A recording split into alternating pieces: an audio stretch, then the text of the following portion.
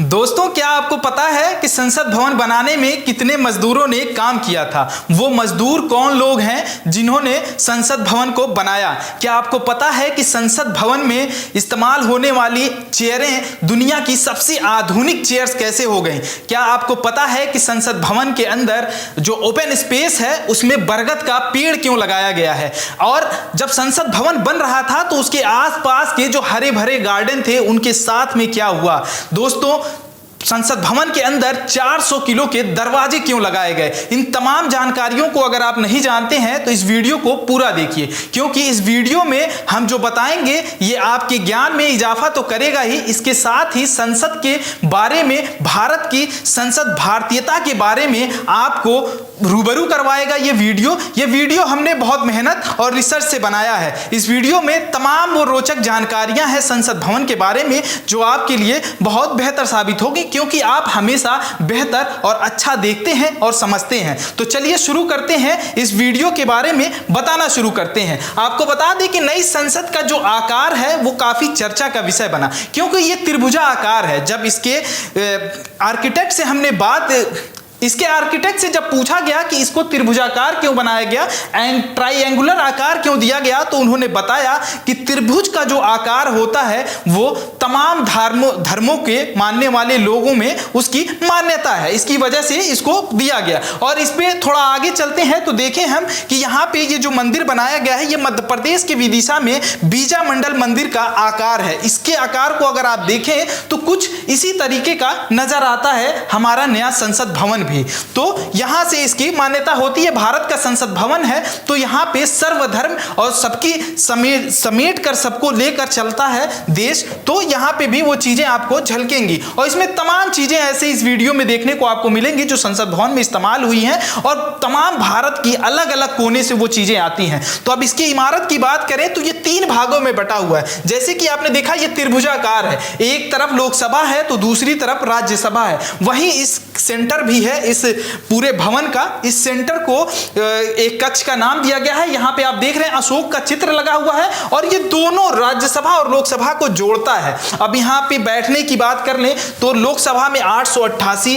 राज्यसभा में 300 और कुल अगर इन दोनों को मिला लिया तो 1280 सदस्यों के बैठने की यहां पे जगह दी गई है। वहीं एक लॉन्च भी बनाया गया है जो संसद का तीसरा हिस्सा है, इसको ओपन स्पेस रखा गया है और यहां पे ओपन स्पेस में डाइनिंग लाउंज, लाइब्रेरी, पार्किंग, इस तरह की तमाम चीजें मतलब संसद सदस्यों के लिए बनाई गई हैं। वहीं इस 3 मंजिला इमारत को दिव्यांगों के अनुकूल बनाया गया है ताकि उनको कोई दिक्कत ना हो। यहां मंत्री परिषद के इस्तेमाल के लिए 92 कमरे भी बनाए गए हैं। इन 92 कमरों में उनके दफ्तर और मीटिंग्स रूम और इस तरह की तमाम चीजें आपको देखने को मिलेंगी। अब आगे चलते हैं, बात करते हैं उन मजदूरों के बारे में जिन्होंने इस पूरे भवन को बनाया है। तो इसमें देख लीजिए लगभग 60,000 श्रमवीरों ने काम किया। ये 60,000 वो लोग हैं। अब ये कौन से 60,000 लोग थे तो इसके बारे में आपको बता दें कि इसमें स्किल्ड लोग हैं, सेमी स्किल्ड लोग हैं और अनस्किल्ड लोग हैं, यानी पूरे भारत से हर तरीके के हर वर्ग के लोगों ने इसमें काम किया है। अगर एक इंजीनियर ने काम किया है तो मजदूर ने भी काम किया है और सब लोगों की मेहनत से यह संसद भवन बना है। 23,04,095 मैन डेज का रोजगार सृजित हुआ है। 26,045 मीट्रिक टन स्टील का इस्तेमाल किया गया है। अब यहाँ पे ये चीजें देख लीजिए, 26,045 मीट्रिक टन का इस्तेमाल किया गया है। वहीं 63,807 मीट्रिक टन सीमेंट का भी इस्तेमाल किया गया है। जब कंक्रीट की ये सारी चीजें बनाई जा रही थी, ये देख लीजिए, ये सारी चीजें तस्वीरों में है। यही इस भवन को बनाने में लगभग 41 फर्म ने मिलकर काम किया था। किसी एक फर्म को, ये वैसे तो अगर देखा जाए तो टाटा ने इसको बनाया, लेकिन टाटा के साथ जिन लोगों ने काम किया इस पे पूरा, वो 41 फर्म को माना जाता है कि 41 फर्मों ने मिलकर काम किया है, जिसमें फर्नीचर, मार्बल, इलेक्ट्रिसिटी, प्लम्बर इत्यादि बहुत सारे लोग हैं पूरे जो घर को बनाते हैं। वहीं 450 लोग इसके स्ट्रक्चरल डिजाइन पर काम कर रहे थे। अब सोचिए कितने लोगों ने मिलकर, अब ये 60,000 का आंकड़ा अगर देखें आप तो कहेंगे कि 60,000, तो यहां पे देख लीजिए कि 450 लोग सिर्फ इसके स्ट्रक्चरल चीजों पे काम कर रहे थे। यानी कि पेपर पे जब उसको बनाया जा रहा था, इसका पूरा स्ट्रक्चर तैयार किया जाता, 450 लोगों ने काम किया, तब जाके ये तमाम चीजें बनकर आई थी। उसके बाद आगे चलते हैं, आगे हम इसको दिखाते हैं। यहाँ पे एक अद्भुत चीज है कि इस इमारत में महाराष्ट्र के सागौन की लकड़ी का काम, राजस्थान का स्टोन वर्क, उत्तर प्रदेश के भदोही का कालीन, त्रिपुरा का बाम्बू वुड फ्लोरिंग, गुजरात का सफेद मार्बल, 3.5 किलोमीटर लंबे इस कॉरिडोर में 17,000 से अधिक दरवाजे खिड़कियां, ये तमाम चीजें बनाई गई हैं, इसको तैयार किया गया है। अब देख लीजिए कि इसमें भारतीयता कैसे आती है। भारत का संसद है, इसमें भारतीयता यहीं से आती है कि तमाम देश के अन्य अन्य कोनों से अलग अलग चीजें लाई गई हैं और लाकर इसको तैयार किया गया है। अब इसमें सबसे खास बात जो आती है, जैसे हमने अब शुरुआत में सवाल आपको दिया था कि यहाँ पे हरे भरे जो पेड़ पौधे थे, गार्डन थे पुरानी संसद के बाहर, उनके साथ क्या हुआ, उनको कैसे हटाया गया। आप सबको लग रहा होगा कि उनको काट के हटा दिया गया था, तो आपको बता दें कि सबसे खास बात यही है कि बिल्डिंग बनाते वक्त वहां किसी पेड़ को काटा नहीं गया था, एक भी पेड़ को काटा नहीं गया, सबको स्थानांतरित कर दिया गया था, यानी वहां से उखाड़ के कुछ चीजों को दूसरी जगह दिया। वहीं हमने जो ये तस्वीर आपको दिखाई थी, ओपन एरिया की जो तस्वीर हमने बताई थी, ये ओपन स्पेस में कुछ पेड़ हैं जिन्हें रखा गया है। ये पूरा जो संसद भवन बनाया गया है एक थीम पे बनाया गया है। इसमें क्या क्या थीम थी? लोकसभा में मयूर यानी कि राष्ट्रीय पक्षी का थीम है, वहीं राज्यसभा में आपको राष्ट्रीय पुष्प कमल का चिन्ह मिल जाएगा। वहीं ओपन स्पेस जो आपका आता है, यहाँ पे राष्ट्रीय वृक्ष यानी बरगद का यहाँ पे इस्तेमाल किया गया, यानी कि बरगद को वहीं छोड़ दिया गया। जब बनाया गया था तो उसको इसी तरीके से बनाया गया था। अब आगे चलते हैं, किसी पेड़ की कटाई नहीं हुई, किस तरह से नेचर को बचा के रखा गया इसको बनाने के लिए। अब आते हैं हम इसके द्वार पे। ये पूरी बिल्डिंग जो है इसमें 3 प्रवेश द्वार हैं, ज्ञान द्वार, शक्ति द्वार, कर्म द्वार। ज्ञान, शक्ति और कर्म, इसी से एक मानव का विकास होता है और एक पूरे देश का विकास होता है। तो इस दरवाजे पर ये ज्ञान, शक्ति और कर्म का जो द्वार बनाया गया वो इसी भाव से बनाया गया है कि जब यहाँ पे जो लोग आएंगे इस चीजों को समन्वित करके चलेंगे और इसे बढ़ाएंगे।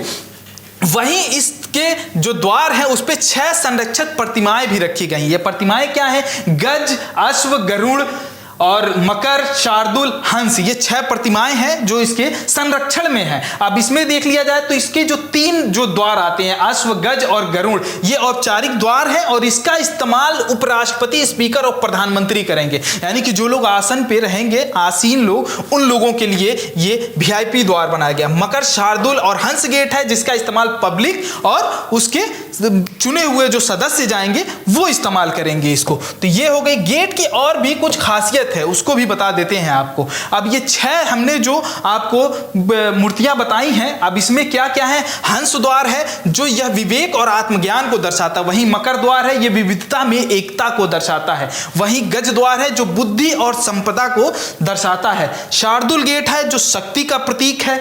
और वहीं गरुड़ द्वार है जिसे शासन के प्रति लोगों की उम्मीद को जगाता है, उसका प्रतीक माना जाता है। अश्व द्वार है जो ताकत और मजबूती को दर्शाता है। इस तरह से जो पौराणिक चीजें हैं, देश की सभ्यता है, उसको लेकर किस तरह से चला जा रहा है, ये दरवाजे पर ही दिखा दिया जाता है संसद भवन के। संसद भवन में जो सदस्य जाएंगे उन्हें पहले इन चीजों से होकर गुजरना पड़ेगा। तो सोचिए उनके अंदर कितनी देश प्रेम की भाव आएगी और लोगों के लिए काम करेंगे। अब इसके बारे में बात कर ले तो इस गेट की कुछ और भी खासियत है। अब ये नेचर को कैसे धन्यवाद करते हैं, नेचर के प्रति कितना कृतज्ञ है, इसके बारे में जान लीजिए। मकर और हंस जो जल को नमन करते हैं, वहीं शार्दुल, गरुड़ ये नव आकाश को नमस्कार कर रहे हैं। तो अश्व और गज जो है ये थल यानी धरती को प्रणाम कर रहे हैं। जब इतनी साहित्यिक चीजों को लेकर, जब इतनी पौराणिक चीजों को लेकर आगे बढ़ेंगे जो सदस्य, वो सोचिए कितना अच्छा काम करेंगे और कितनी अच्छी ये बिल्डिंग संदेश दे रही है उन सदस्यों को। इसके बारे में जानिए। अब इस भवन के बारे में आते हैं, अंदर चलते हैं। तो ये भवन विकास और विरासत का अद्भुत संगम है। और कैसे, ये भी जान लीजिए। एक तरफ जहां हाईटेक फीचर वाले स्मार्ट सुरक्षा उपकरण हैं जो लोगों को चीजों से बचाते हैं, वहीं दूसरी तरफ प्राचीन भारतीय कलाओं का एकीकरण है जो देश भर के लगभग 400 कारीगरों ने मिलकर 255 शिल्प प्राप्त किए हैं, वो यहां पे लगे हैं। इन आकृतियों को आप देख सकते हैं। तमाम भारतीय पौराणिक और साहित्यिक चीजें हैं जो वहां पे आपको देखने को मिल जाएंगे और देश के ये अलग अलग कोनों से ये तमाम चीजें आती हैं। वहीं ये संविधान कक्ष में भारतीय ये लोकतंत्र के अतीत से वर्तमान तक की यात्रा का आप अनुभव कर सकते हैं। जब हम बात कर रहे थे प्राचीन कलाओं का, तो ये सोचिए कि ये अतीत है भारत का। ये भारत के अतीत से आप जब निकलेंगे तो जब ये स्मार्ट उपकरण की तरफ आएंगे तो ये आपको वर्तमान दिखाएगा और यहीं से भविष्य की जो है संरचना की जाएगी और भविष्य की ओर बढ़ा जाएगा।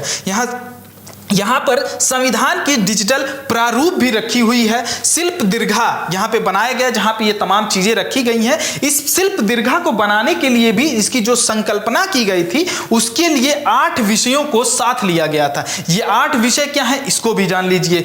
पर्व, त्योहार, स्वावलंबन, आत्मनिर्भरता, प्रकृति, उल्लास, खुशी, ज्ञान, बुद्धि, समरसता, सद्भाव, आस्था, विश्वास और यात्रा। ये तमाम चीजों को लेकर जो ये यात्रा चलेगी तो आप सोच सकते हैं कि हम किधर बढ़ रहे हैं और किस तरफ जा रहे हैं। ये तमाम चीजें होंगी। वहीं इसमें एक और बहुत महत्वपूर्ण आकर्षण का जो चीज है, महत्वपूर्ण विशेषता है जो इसकी, यहाँ पे सेंट्रल फॉयर की छत में लटका हुआ फौकॉल्ट पेंडुलम है। ये पेंडुलम है जो पूरे ब्रह्मांड को दिखाता है। अब इसके बारे में भी जान लीजिए। इसकी उपस्थिति ब्रह्मांड की विशालता के साथ साथ भारत की अवधारणा का एकीकरण का प्रतीक है। यानी कि इस जो दोनों सदनों को जोड़ता है, लोकसभा और राज्यसभा को, ये सेंट्रल कक्ष, अब इसमें यहाँ ये चीजें लगाई गई, ये पेंडुलम लगाया गया है जहां पे पूरे ब्रह्मांड को, जो सदस्य आएंगे वो देखेंगे किस तरह से कि ब्रह्मांड को, देश की संरचना करते हुए, देश को आगे बढ़ाते हुए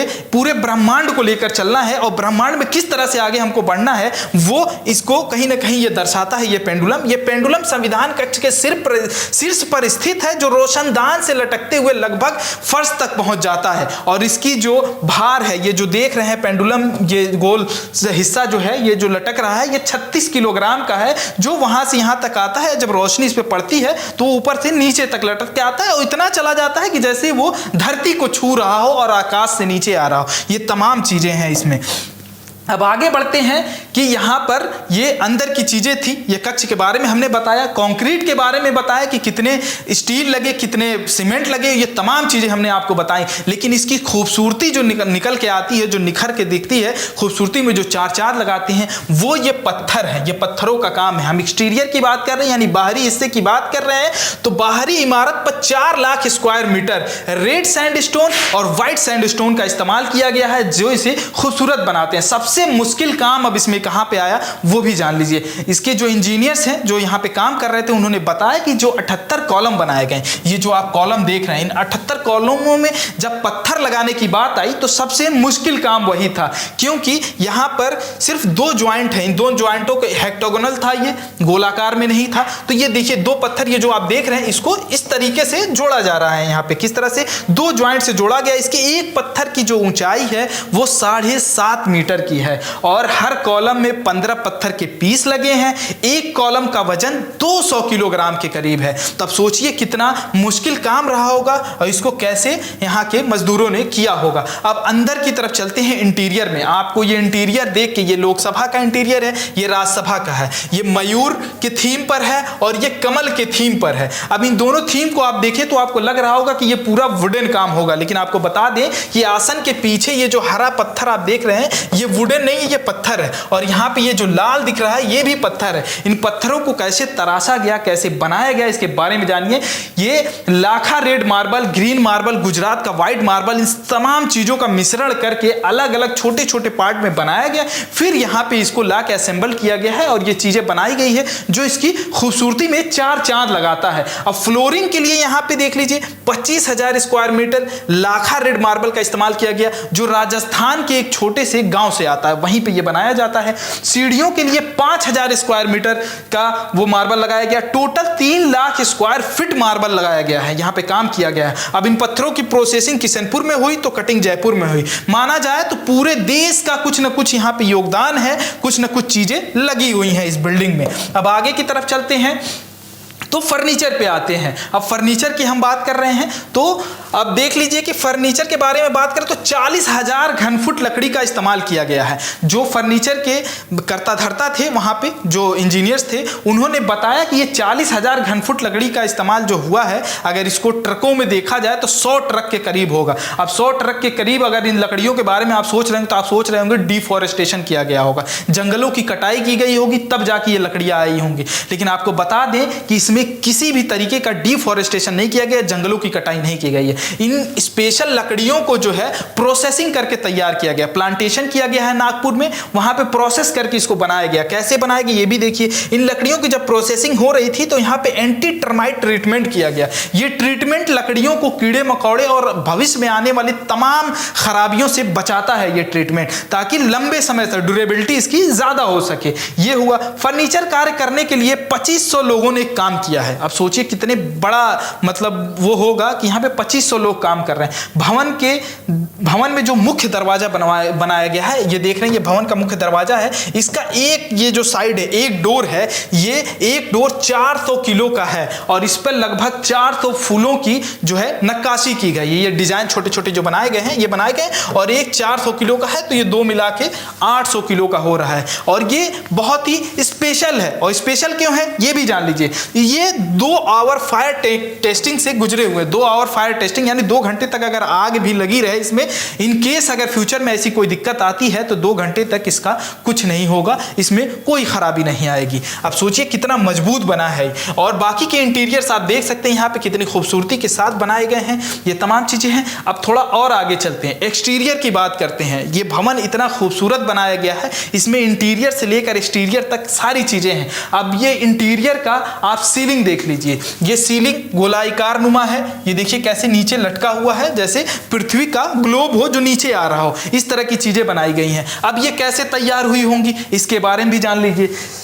ये 25,000 प्लाईवुड यानी 1,76,000 स्क्वायर फीट प्लाईवुड का इस्तेमाल यहाँ पे किया गया है। जानकारों ने बताया कि इसको सिंपली जोड़े तो 150 किलोमीटर लंबी जाएगी। अब सोचिए कितनी ज्यादा प्लाईवुड का इस्तेमाल यहाँ पे किया गया होगा, किस तरह से इसको बनाया गया होगा। तो आपको बता दें कि ये 2 लेयर में तैयार किए गए हैं। ये जो सीलिंग बनाई गई है, एक प्राइमरी लेयर है, उसके ऊपर नक्काशी की गई है और सेकेंडरी लेयर बनाई गई है, उसमें तमाम डिजाइन बनाए गए हैं। ये जो आप देख रहे हैं, बल्ब आपको कहीं नहीं दिखेगा इस भवन में। ये लकड़ियों की ये सीलिंग में जो डिजाइन की गई है, इसी के अंदर रोशनी यानी कि बल्ब लगाए गए हैं जहां से रोशनी आती है। और ये साइड में आप देख रहे होंगे ये जो झरोखे बने हुए हैं, ये नक्काशी की गई है, यहां से भी लाइट आती है इसके अंदर। और यही खूबसूरती है इस बिल्डिंग की पूरी। और ये जो प्लाई लगे हुए हैं ये E0 प्लाई हैं। अब E0 प्लाई के बारे में भी आपको बता दें, ये केमिकल फ्री होते हैं। इसमें तमाम पॉलिशिंग जो की गई है वो भी केमिकल फ्री है। अब यहाँ फर्नीचर जो रखे गए हैं, चेयर टेबल, ये तमाम चीजें जो रखी गई इसके बारे में आपको बता दें